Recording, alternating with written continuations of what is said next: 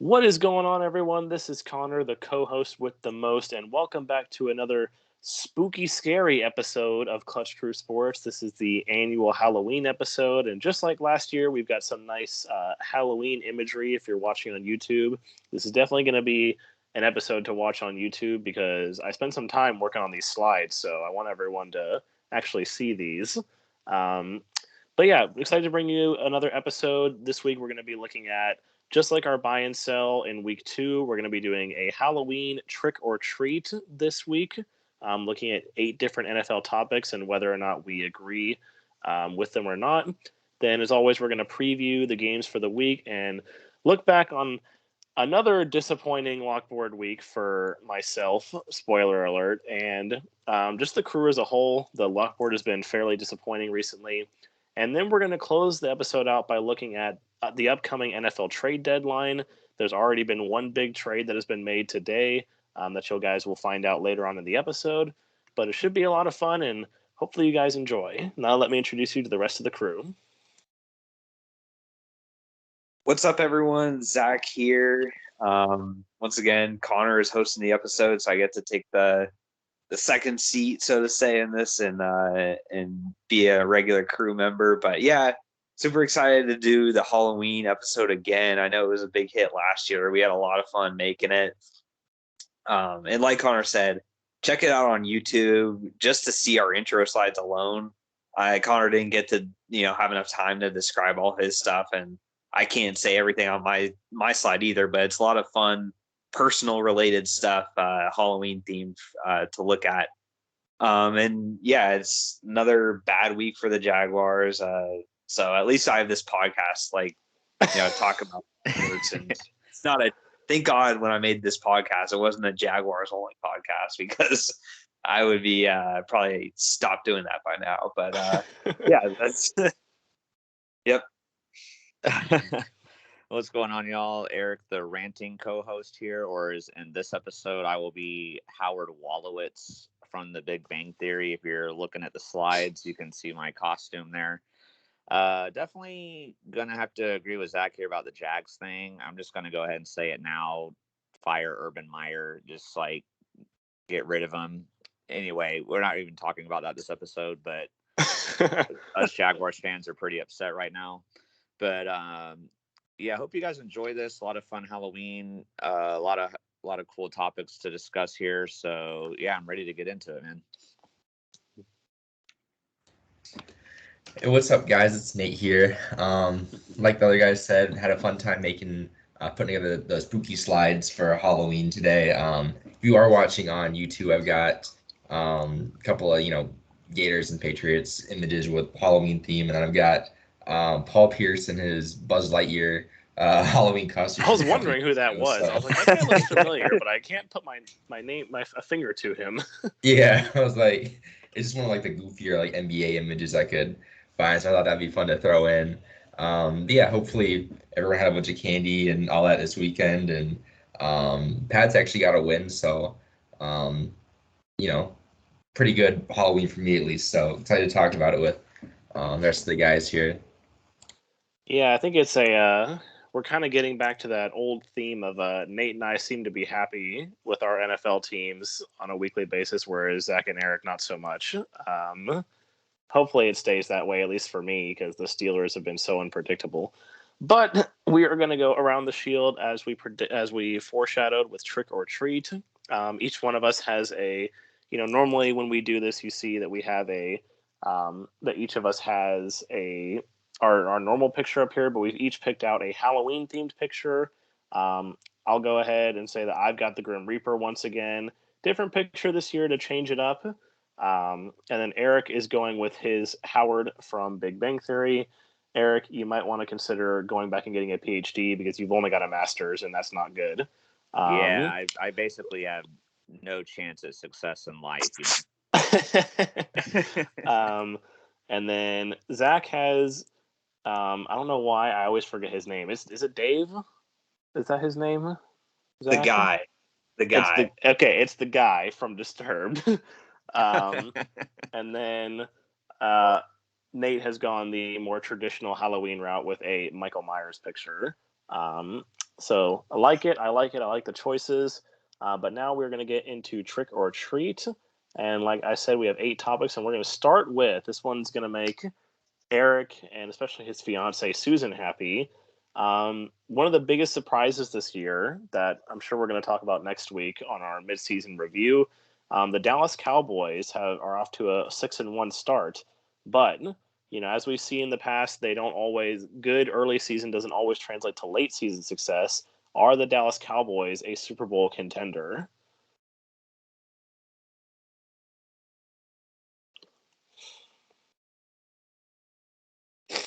Okay. All right, so we have Eric, unsurprisingly, and Nate over on the treat side of this, which would be the buy side. Zach and I are on the trick side, which is the sell side. So I guess since this is Susan's team, Eric, tell me why you think the Dallas Cowboys are a Super Bowl contender. Yeah, I mean, I've got the Dallas Cowboys as a Super Bowl contender for multiple reasons. I mean, first of all, obviously their record's really good, and in that Week 1 game that they lost, if Greg Zuerlein doesn't suck on a couple kicks, like they win that game, and they'd be the last undefeated team remaining in the league. And I guess what really impressed me with them is, first of all, without Dak Prescott, in that last game against Minnesota, I thought there was zero chance that they were going to win that game. But the offense still played really well. Cooper Rush actually did a pretty good job in that game. He had one really bad interception, but for the most part, he played really well. But what makes this Cowboys team different from their other previous seasons is how good their defense has been playing.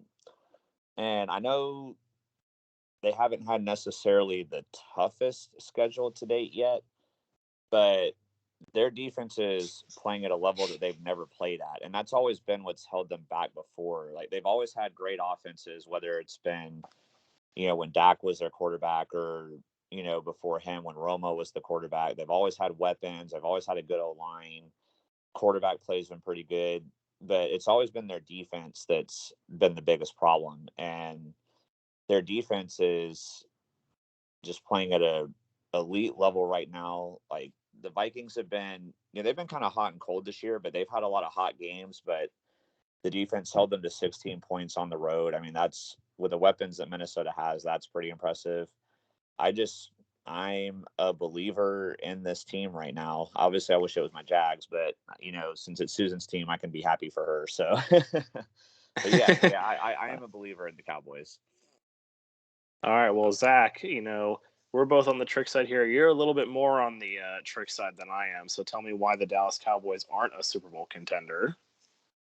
Yeah, I don't think they're a Super Bowl contender, mainly when I'm looking at the NFC conference as a total. If I were to do like a power rankings, I would still have teams like the Cardinals, the Rams, the Bucks, the Packers. I think they're all better than the Cowboys are right now.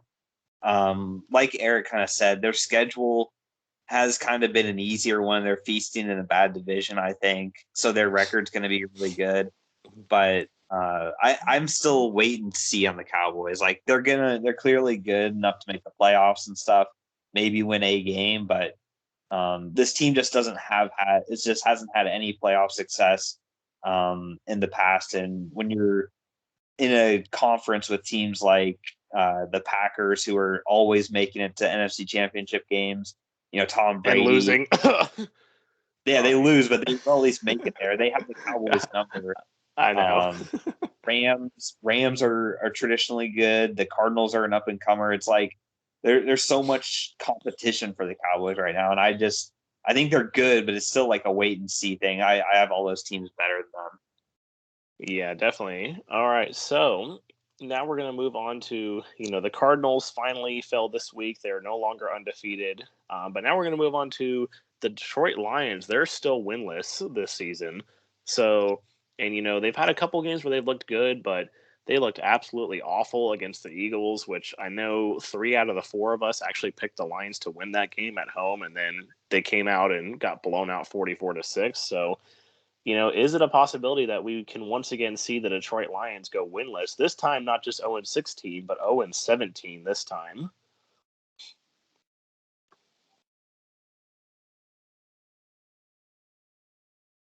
All right. So we're all on the trick side. I guess I'll just speak. I can't see this team not winning a game at some point. I don't know. I mean, those years that they went 0-16 and then when the Browns did, I feel like it's just so hard to go winless. I mean, you almost have to try to go winless. And the Detroit Lions don't look like they're trying to go winless. Like they're trying to win, they're trying to play. It's just not going to happen right now. You know, I think they have some winnable games left on their schedule. Like I know they play the Bears again, and they play some of the other teams, and like they play the Giants at some point this year. I think they play the NFC East. So um, I just don't see any way they don't win a game. It's just it would be really rare. I mean, if they do, then hands down, this is going to be the worst team in the history of the league. But I just don't see it happening. I know the guys are all in agreement. So now let's move on. This one's probably I don't think is going to be we're going to all be in agreement, but the Cleveland Browns, they've been looking not too good this year so far. The Steelers beat them this week, and unfortunately for them, they are currently sitting in last place in the AFC North. Do the Cleveland Browns, who were the early season AFC North favorites and Super Bowl picks by Zach, will they end up missing the playoffs?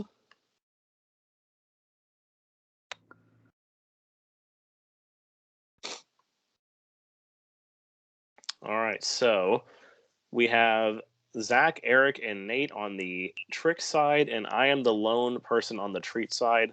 I'll start with Nate. Why will the Cleveland Browns? Why do you think they're still going to make the playoffs, even with all the struggles they've had?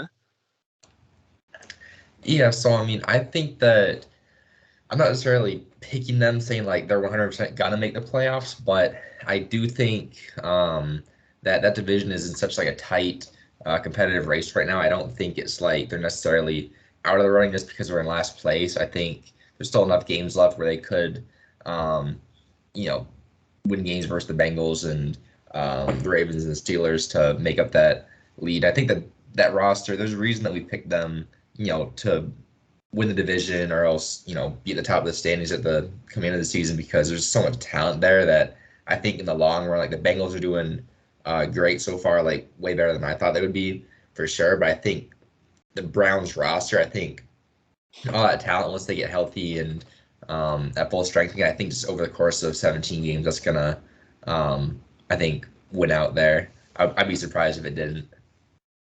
Yeah, so I'm going to be on the side of saying that they are going to miss the playoffs. My thing for them, I think the biggest thing hampering them right now is the fact that they just lost to the Steelers at home. I think the big thing for them was like, okay, we might not be as good as the Ravens or Bengals right now, but at least we should be better than the Steelers. And then they go out and lose to the Steelers. So, especially given the division they're in, I feel like, I mean, they're going to win a divisional game at some point. They're not going to lose all of them, but I could easily see them losing all except one more of their divisional games. Like I could see the Steelers beating them at home. I could see the Bengals and Ravens. Like I think they could steal a home game against maybe like the Bengals. But I honestly see the Ravens probably beating them both times, and the Bengals winning when the Bengals are at home. So, like I said, the Browns are just too banged up, and I think the problem for them is that I think they're just going to stay banged up because it seems like every time these guys come back, they just get hurt again. Like Jarvis Landry and Odell Beckham can't stay healthy at all. Like as soon as they get back on the field, they're like limping off 10 plays later. Baker Mayfield really isn't looking like, he's not looking very good. He's looking very inconsistent. And especially with, the run game the way it is. I mean, I know the Steelers have a good defense, but Nick Chubb and Dearness Johnson couldn't do anything against that Steelers defense last week. And, part of that could be, too, they're losing a lot of pieces on the O line. If they can't get that run game going, Baker Mayfield, I think, has proven that he can't carry this team. So, that, and also the other thing contributing to this is the fact that, the AFC is, I know it's close, but there's just so many good teams in the AFC, and I just don't think they're going to be able to keep up with it. So I do think the Browns are going to miss the playoffs. And I mean, I think they're going to finish in last place in the division at this point. So, with that being said, we're going to move on to Offensive Rookie of the Year. At the start of the year, we all had a unanimous across the board. Trevor Lawrence was going to be Offensive Rookie of the Year. But 8 weeks into the season might not be so true anymore. And could we have the possibility of, with all these, there were 5 first-round quarterbacks this year. We were all thinking, oh, it has to be a quarterback. What are the chances that a quarterback does not win Rookie of the Year this year?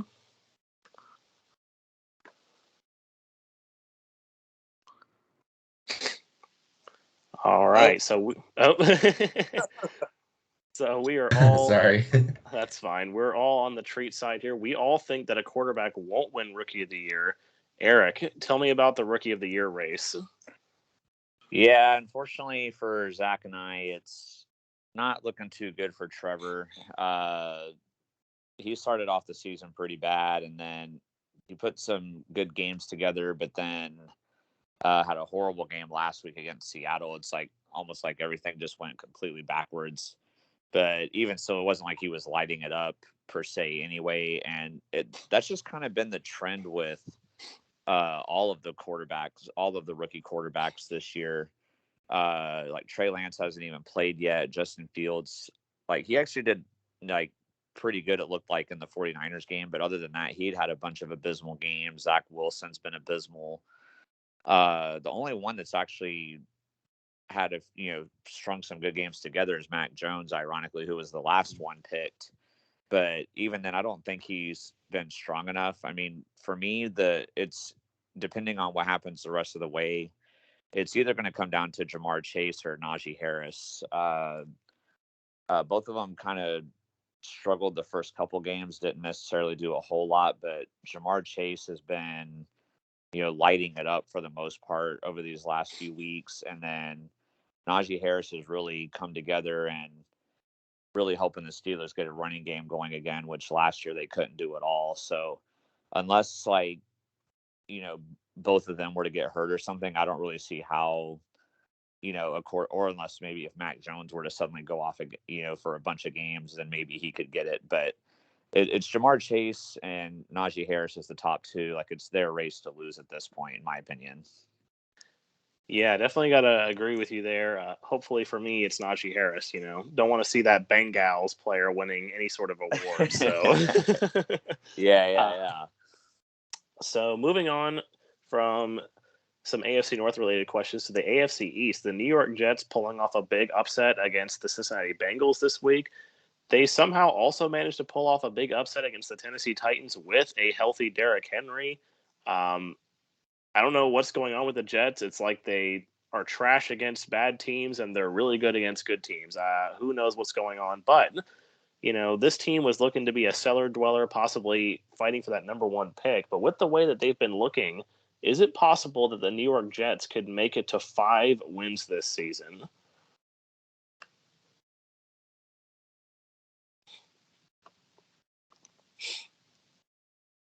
All right, so we have Zach and I agreeing on the trick side, and Nate and Eric on the treat side. So, Zach, why will the New York Jets not make it to 5 wins?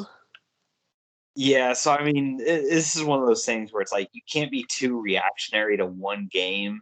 They had a big upset against the Bengals, but looking at it, they were at home. The Bengals were coming off of like these emotional wins.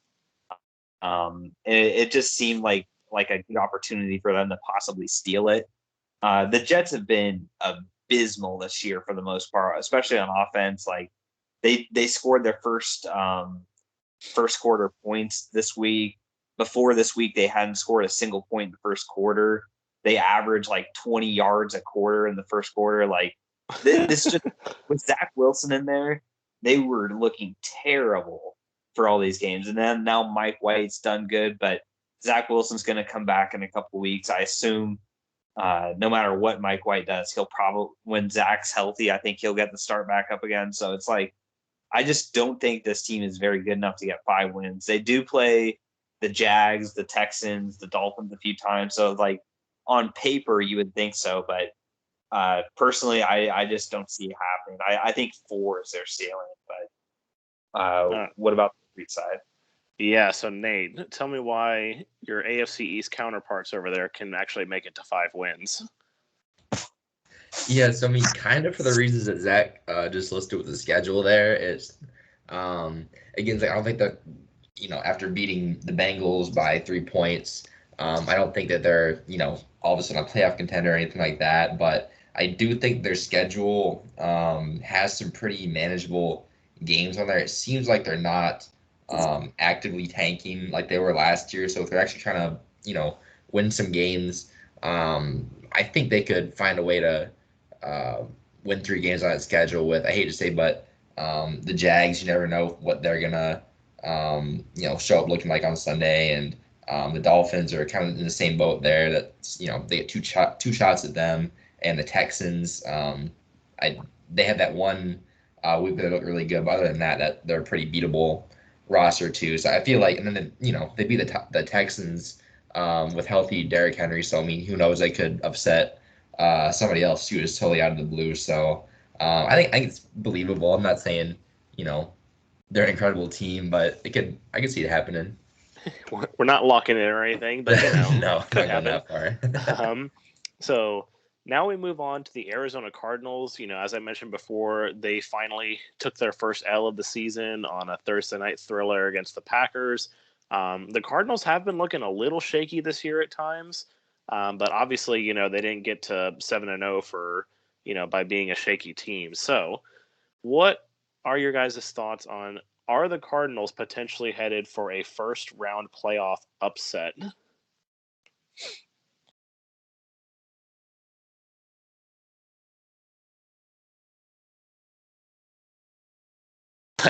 Had to get everyone moving their stuff there. Are you saying? I'm basically in the middle, is what I'm saying. Like, okay, okay. So Zach and I keeping the trend alive, agreeing on the treat side, with Eric sort of in the middle. Oh, I'll just put your picture in the middle. Eric's a flip flopper. It's like my phone. I can't. I'm doing this on my phone. Okay. I got you. I got you. So with Eric in the middle and Nate on the trick side, for me, I don't know. It's just like this Cardinals team. I don't know what to make of them. They're one of those teams that, I mean, I almost feel like I don't want to compare them to the Packers of last year because I think they're better than that. But, I don't know. It's just like they've had these really shaky moments. They had like that, they were losing to the Jags at halftime in that game. They've had some other games that they've played that they probably should have been more into. I honestly don't think they should have lost to the Packers when the Packers didn't have Devontae Adams or Alan Lazard, like both of their top receivers. And they didn't even really get beat by Aaron Rodgers in that game that much. It was more so like, the Cardinals kind of beat themselves, if anything, because with Kyler Murray throwing 2 interceptions. I don't know. It's just, I feel like what's going to happen to them, I feel like the Rams are still going to win the division. And even though the Cardinals beat the Rams last time, I think the Rams come back in the next matchup and win. And the Rams are going to win the division. And then the Cardinals are going to be relegated to a wild card spot. And I feel like they're going to have to go in. They're either going to have to go in somewhere like Dallas or Green Bay or Tampa, one of those places. They're going to have to go play one of those teams. And I feel like they're going to lose having to go on the road into one of those stadiums. So I just don't have a lot of faith in them anymore. If they can win the division, then I might have a little bit more faith in them, but I don't think it's going to happen. I think the Rams will. So, Nate, why do you think the Cardinals are going to avoid the first round upset?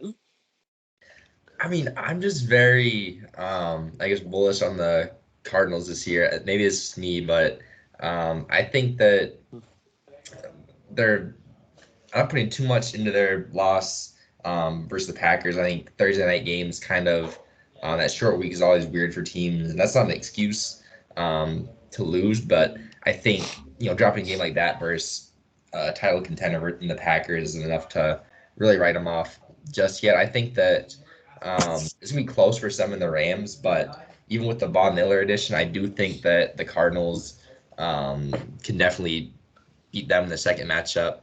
And even if they don't, I still think that they can go and compete in any building in the NFL on Wild Card Weekend. I think they got enough playmakers there to, win a winner go home game there. So I'm still going to roll with them going forward, but I think it's definitely an interesting divisional race out there. Yeah. All right. So Nate sticking to his guns. Now let's move on to another surprise this year, opposite of the Dallas Cowboys, the Kansas City Chiefs, struggling this year at 3-4. Unfortunately for them, I don't know what's happening in the game, but last time I checked, they were only winning 14-10 against the Giants. And it looks like the Giants have the ball. So, yeah, so the Kansas City Chiefs struggling. Is there a possibility, we talked about this with the Browns, that the Kansas City Chiefs could actually miss the playoffs? Who moved my picture?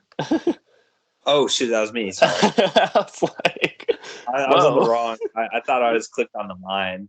Okay.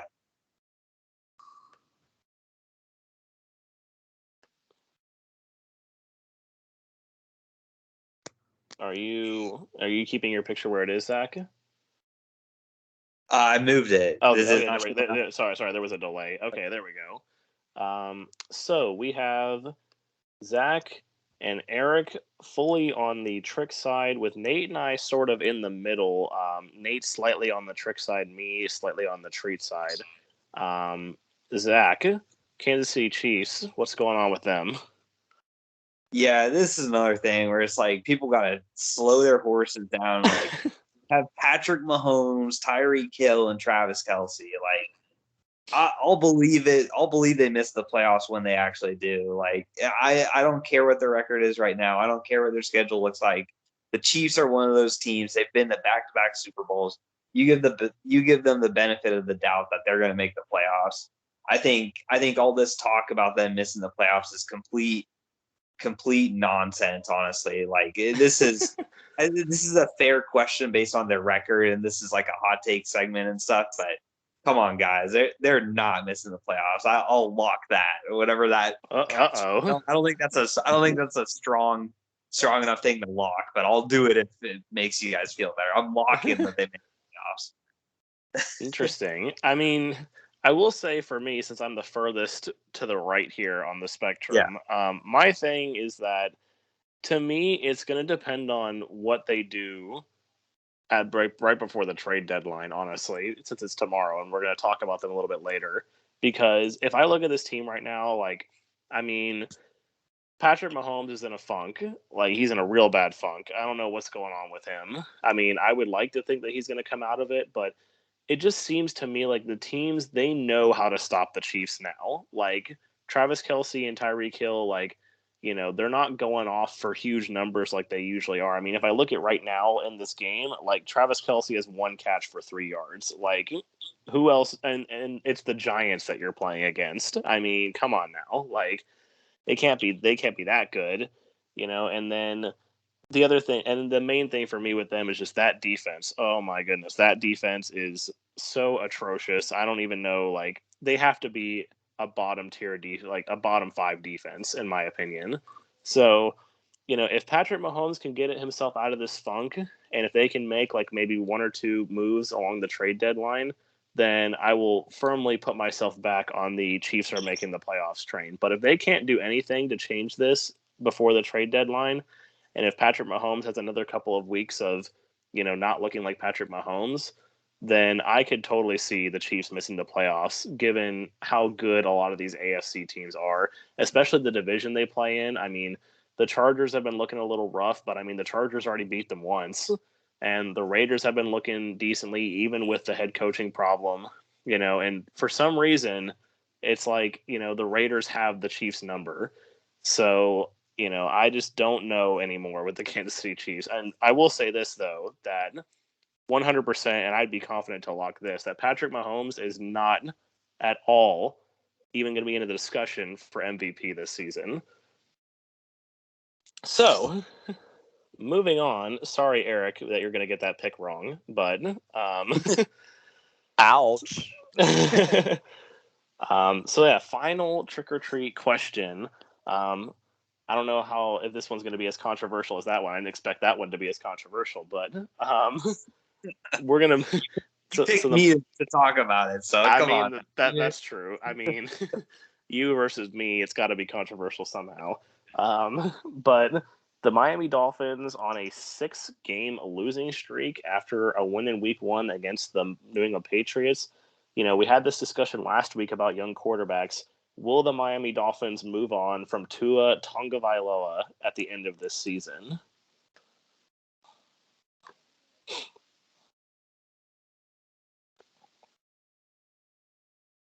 All right, we are all in agreement on this, that we all think that the Dolphins will move on from Tua. Nate, take it away with the last trick or treat. Why are the Dolphins moving on from Tua after this year? Yeah, I mean, so I think it's, I think honestly, we think we've seen enough out of him. I know he's a high first round pick, and they've got a lot invested in him, but I think we've seen teams move on from those type of quarterbacks pretty quickly in the last couple of seasons. The Jets just said it was Sam Darnold. Josh Rosen got dumped pretty quick. Out in Arizona. I think it's kind of going to be like a similar situation here with Tua, where I just don't think he has what it takes right now. I don't know if it's his body, like the injury he had coming out of college or what, but he just hasn't shown me a lot. I think it's kind of time to look elsewhere at quarterback as I try and wrap up this rebuild, because the rest of the roster, I thought, end of last year was kind of trending upwards. I like Brian Flores as a coach, but I think quarterback, they really want to get serious about rebuilding. They got to address that. For sure. All right. So moving on, we're going to take a look at our 3 matchups to watch during the week. I'm going to try and keep this a little bit briefer to save some time. But we're going to start off with the 1 o'clock Cleveland Browns at the Cincinnati Bengals. Big divisional game again for the Cleveland Browns. They already lost to the Ravens once. They already lost to they didn't lose to the Ravens. So they lost to the Steelers. What am I saying? The Steelers lost to the Bengals. I've got these teams mixed up. They're both orange. But yeah, so the Cleveland Browns lost to the Steelers last week at home. Now they have to turn around and go on the road against Cincinnati, who just came off a road loss to the Jets. For me in this game, I just feel like the Browns are still too banged up. I mean, you heard what I said about them earlier. The Bengals, they're at home. They're going to be looking to rebound from that performance against the Jets. I mean, no one likes losing to the Jets. I feel like Joe Burrow and Jamar Chase are going to get it going.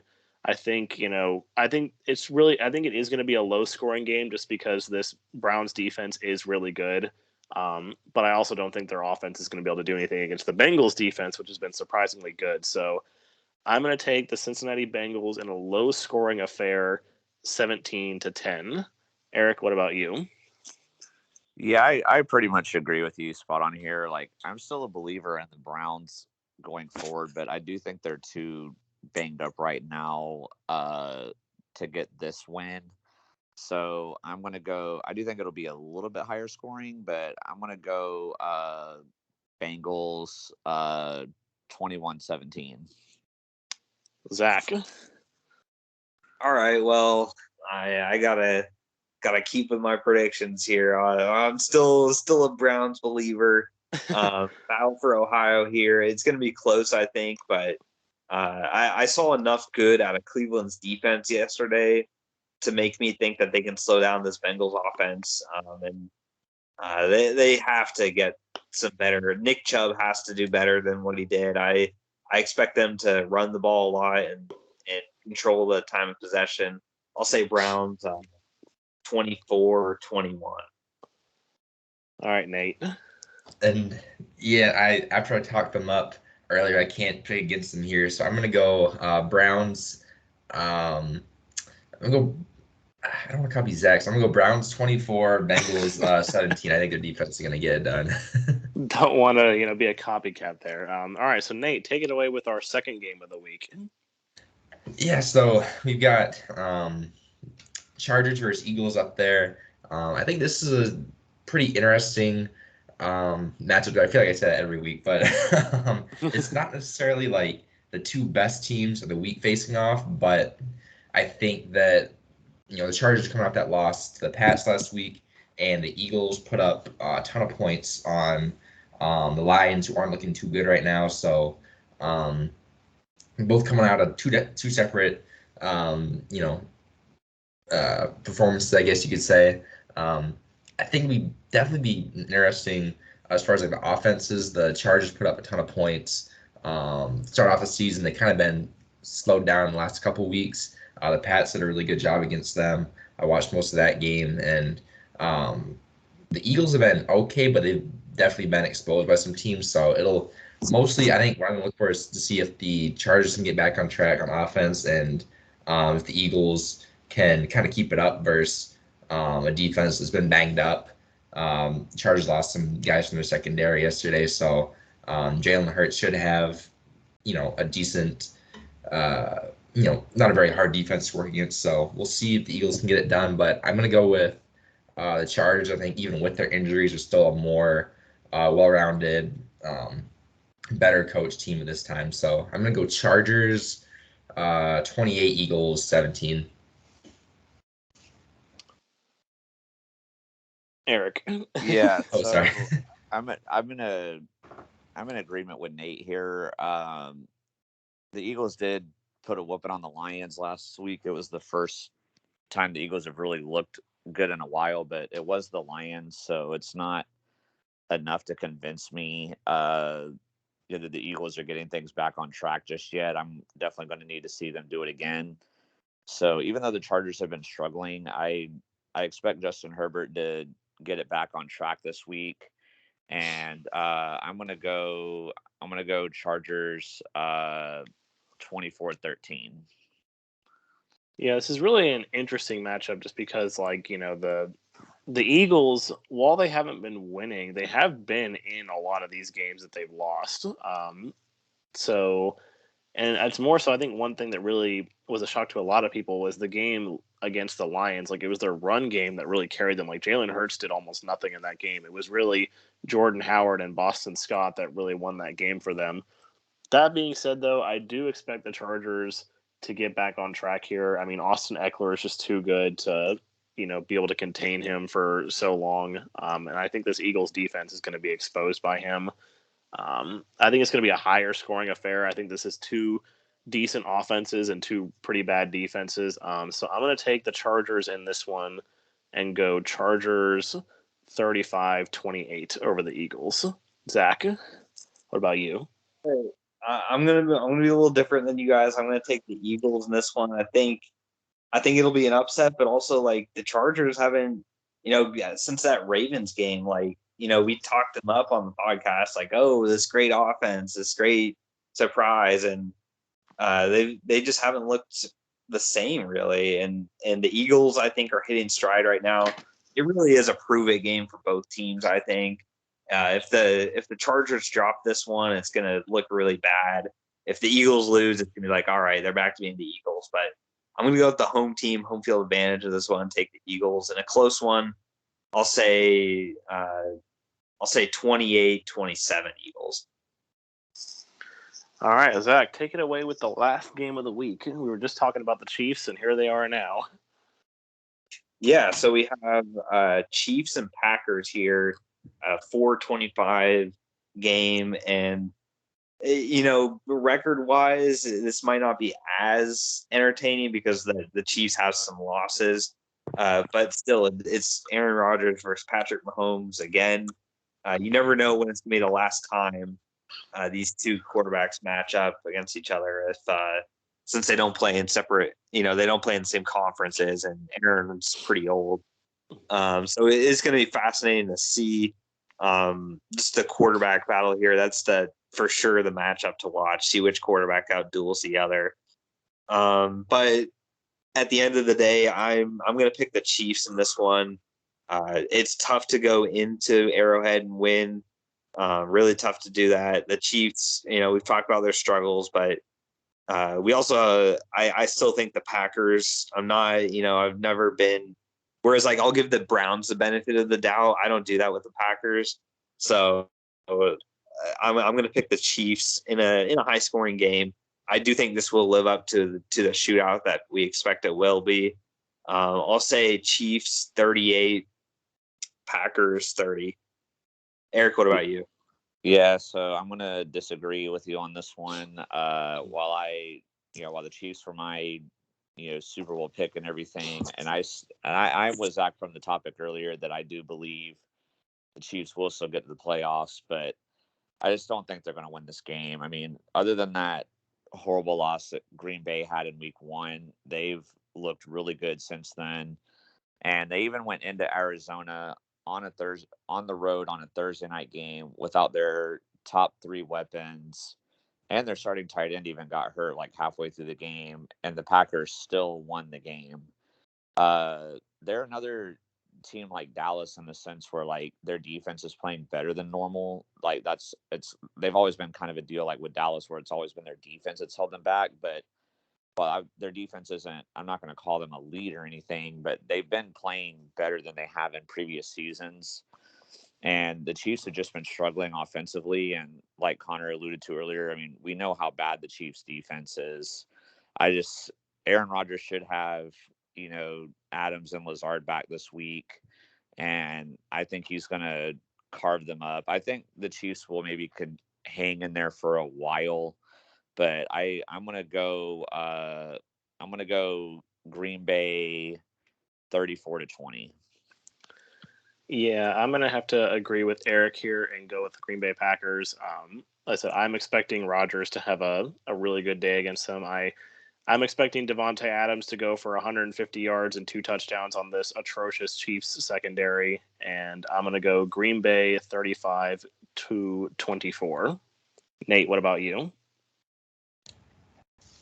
Yeah, I'm same as you here. I think that Green Bay's gonna have no trouble with this Kansas City defense, and it is a proven game for the Chiefs. But until Mahomes shows that he can get out of the slump that he's been in, I don't trust him versus a defense like the Packers. So I'm gonna go Green Bay 31, Kansas City 24.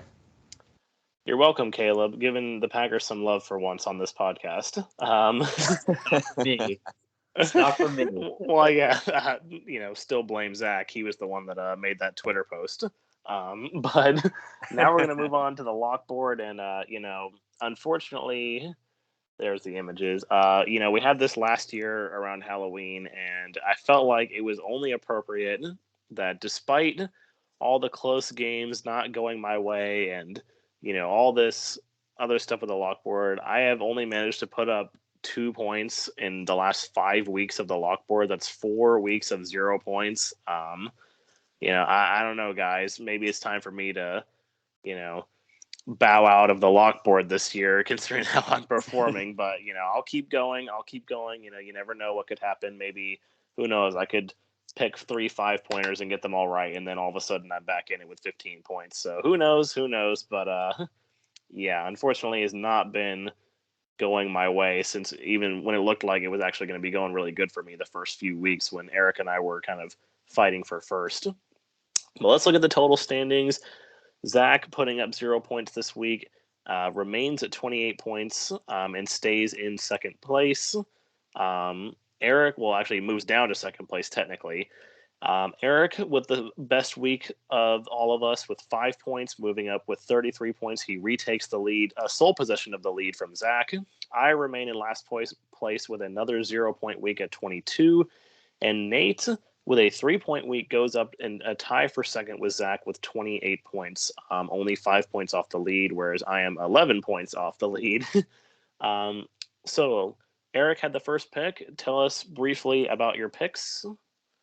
Yeah, I will say, man, I know you've been having a hard time, but, I still personally didn't think you deserved to get Goofy Dragon memed. I mean, I know you chose it, but I still don't think so, just because I know when I got Goofy Dragon memed last season, I really deserved it because I was in a similar funk as you, but not only was I losing my games, like most of the games I was picking were like total blowouts that weren't even close. So like I don't think you were on that extreme, so that's why I say you shouldn't have. But thank you, I appreciate it. But you do know the frustration I was feeling at this time last year, so yeah, that's what that feels like.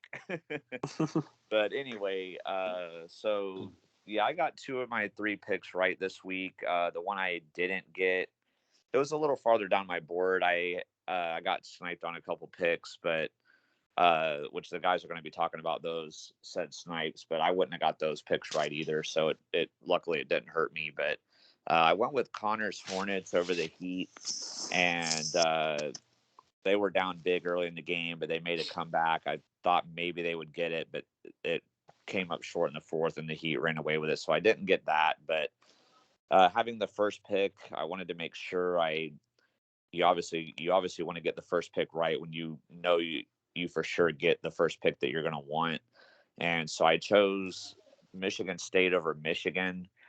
For me, it wasn't necessarily that I thought for sure Michigan State would win, but in my mind, looking at the spread, I felt like that should have been more of a pick'em game. It was a game I could really see going either way.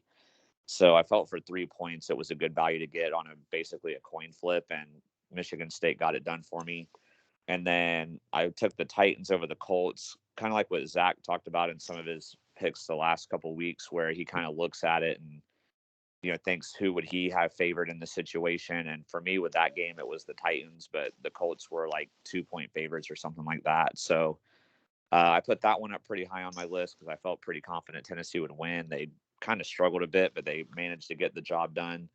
So I had 5 points this week. I definitely cannot complain. I'm glad to be back in first. Connor, you get the unfortunate pleasure of talking about yours now.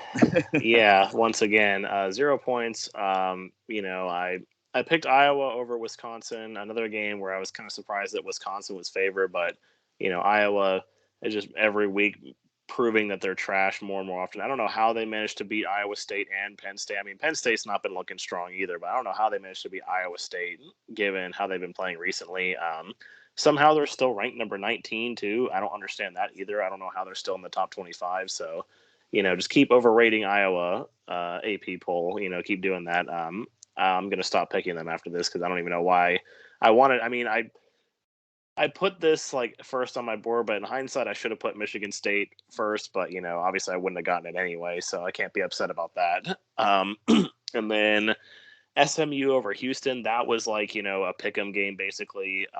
Houston was literally favored by like half a point, so I figured I could do something there. But unfortunately, Houston pulled off the win to give SMU their first loss.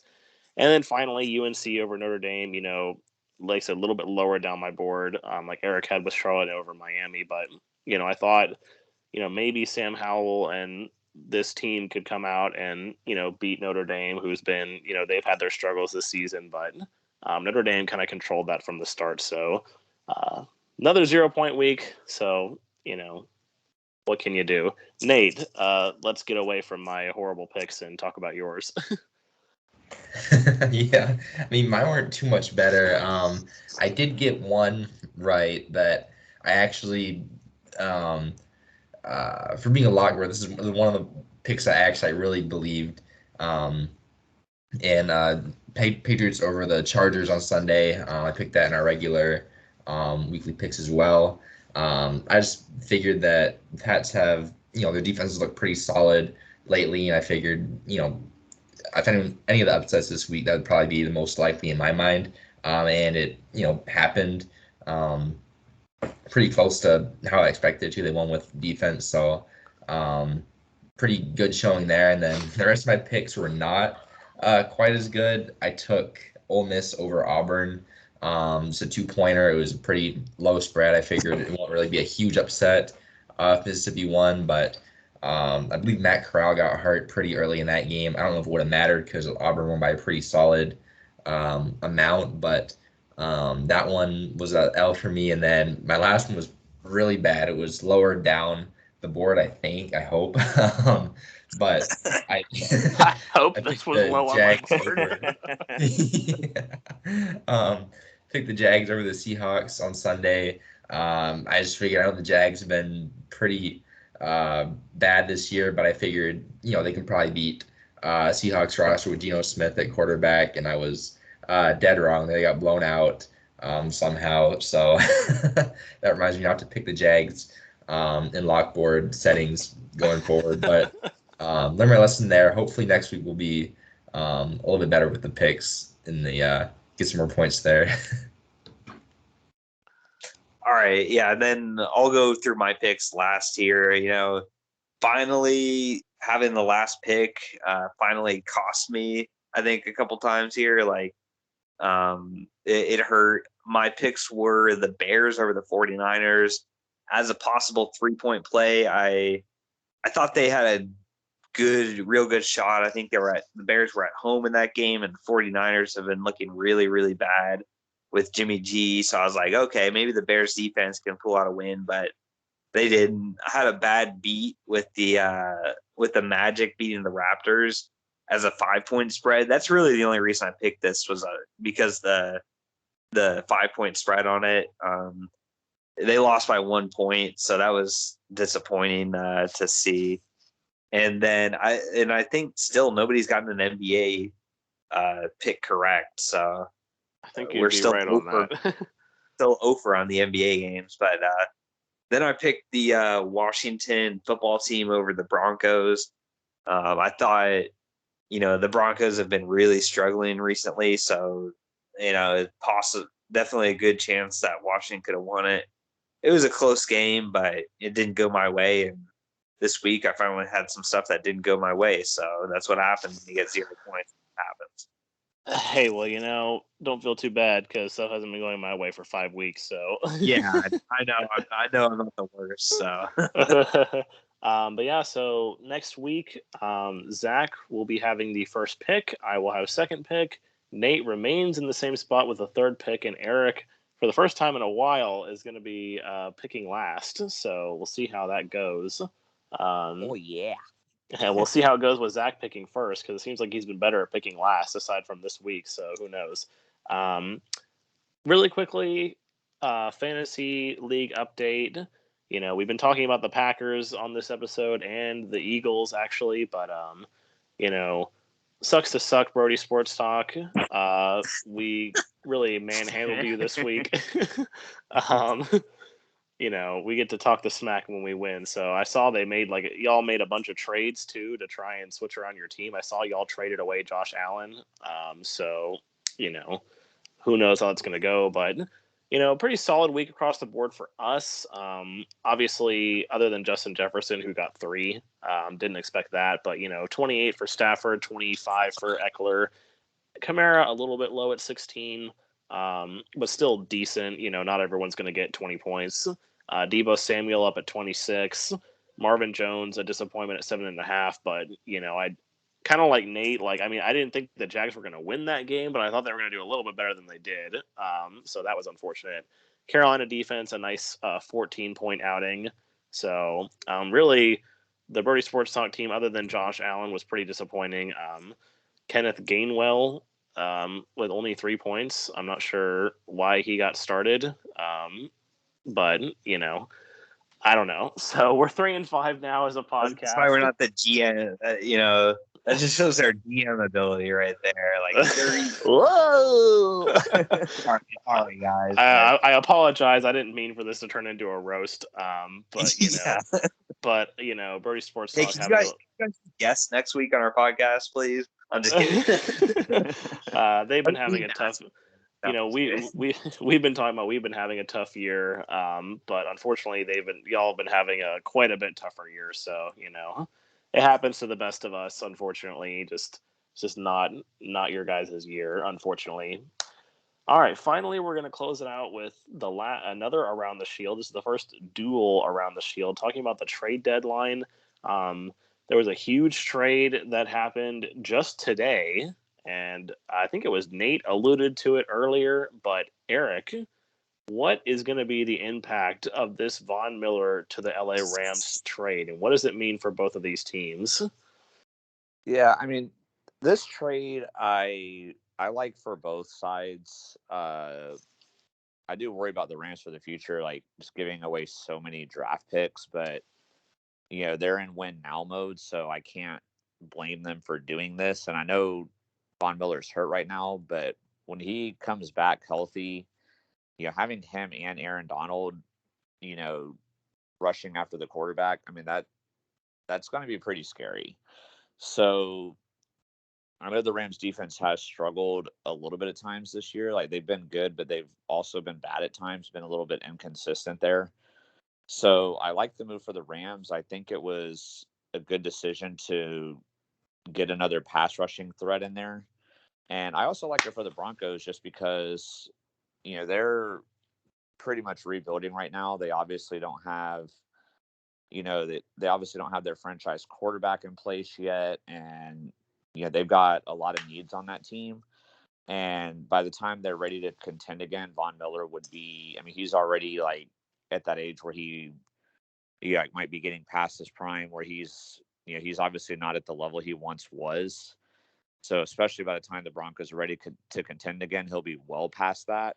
So I'm fine with them, since they're not contending, I'm fine with them moving on from him and picking up a couple of draft picks, even though it's second and third round picks they got. Like, since the Rams could be, Super Bowl contenders, it'll kind of basically be more like a early third and early fourth round is basically what it would be. But either way, I mean, it's the Rams don't have a first round pick to give. Yeah, exactly. But so either way, I like the move for the Broncos getting these extra picks. I think that's going to, bode well for them. That's going to really help them with starting their rebuilding process, as long as they can capitalize and get the right pieces. So sometimes with trades, there's like win-wins, lose-lose, or maybe win-lose, but I like it as a win-win for both teams for different circumstances. But the Rams defense was obviously really interesting to watch on paper anyway, with Aaron Donald and Jalen Ramsey on that team. But now with Von Miller, it makes things even more interesting. So that's my take on it. Yeah, for sure, man. I agree. I think it's a win-win. I think it was time for the Broncos to move on from him if they could. And the Rams obviously get a really good defensive piece for when he comes back healthy.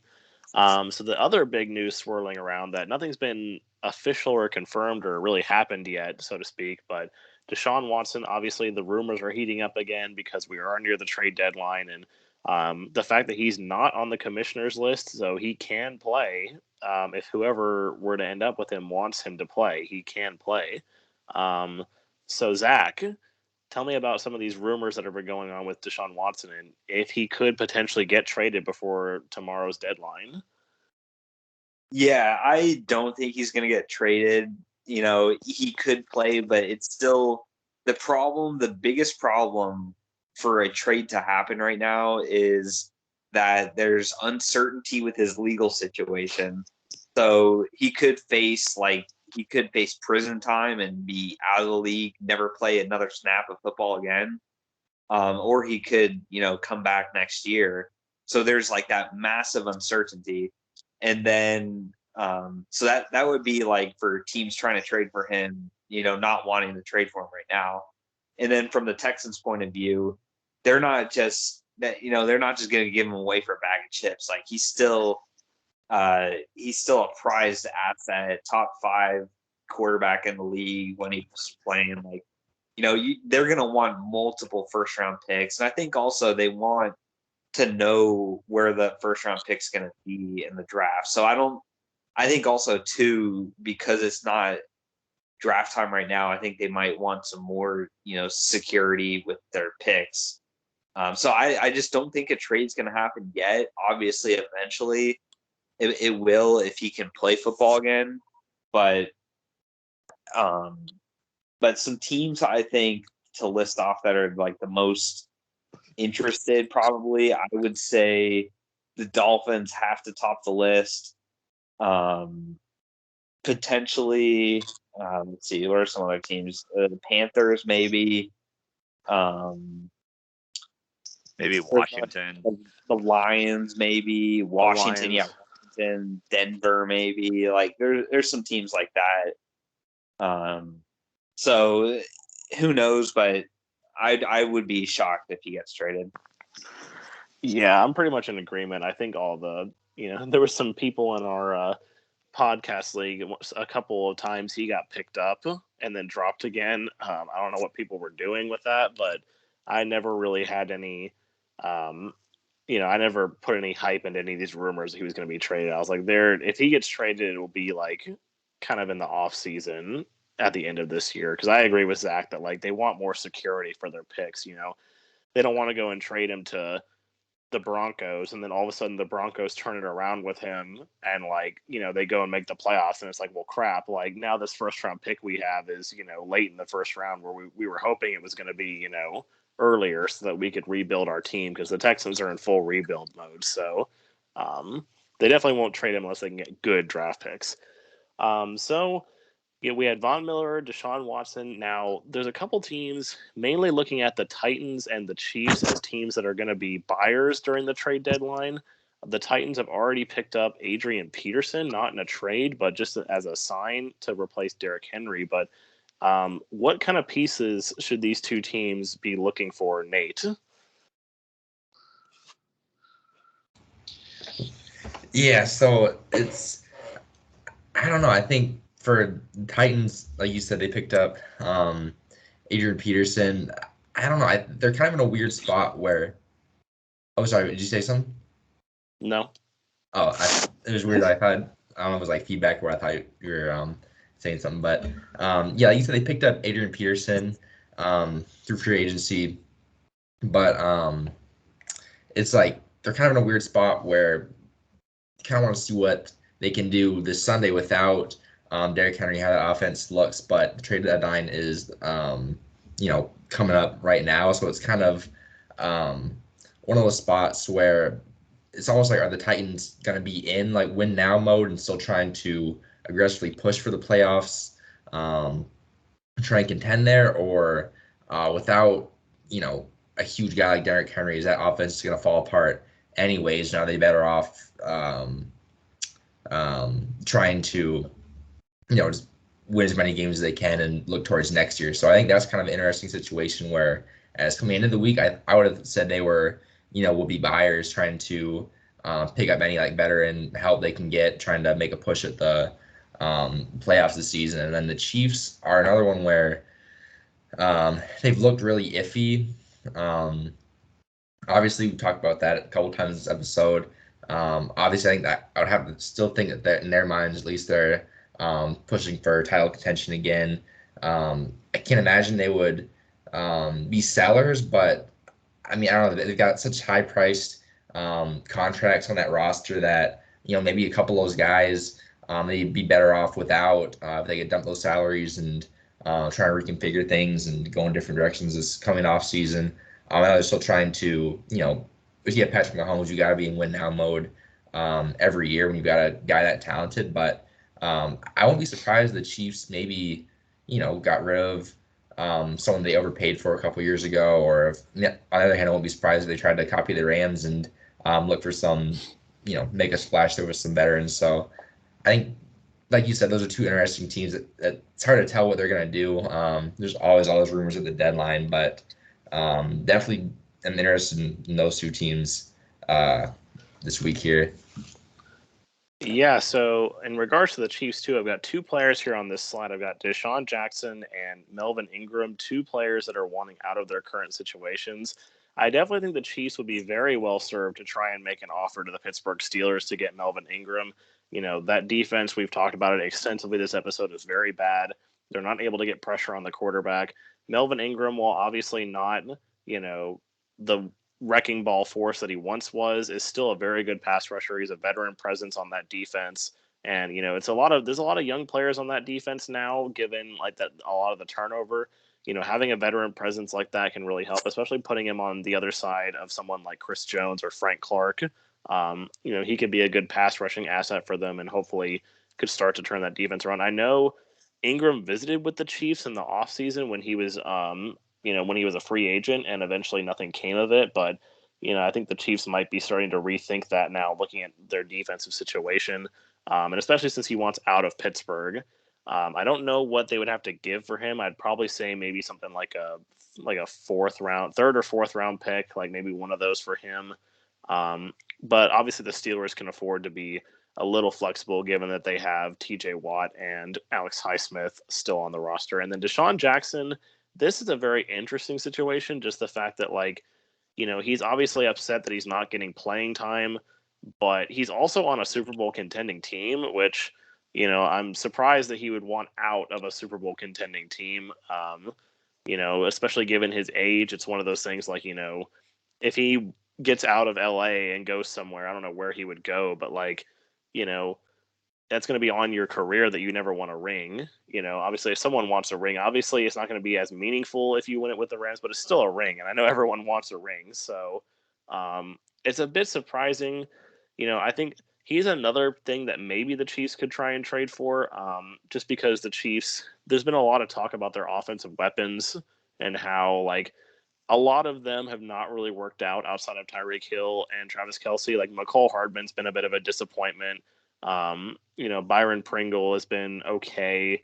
The running back situation's been iffy. Even, like, if Clyde Edwards-Helaire will look really good at times and he'll look bad at other times. I mean, he's also hurt a lot of the time. So maybe bringing in, I know Deshaun Jackson, if you could play him, Tyreek Hill's supposed to be the deep threat on this team, but I don't know.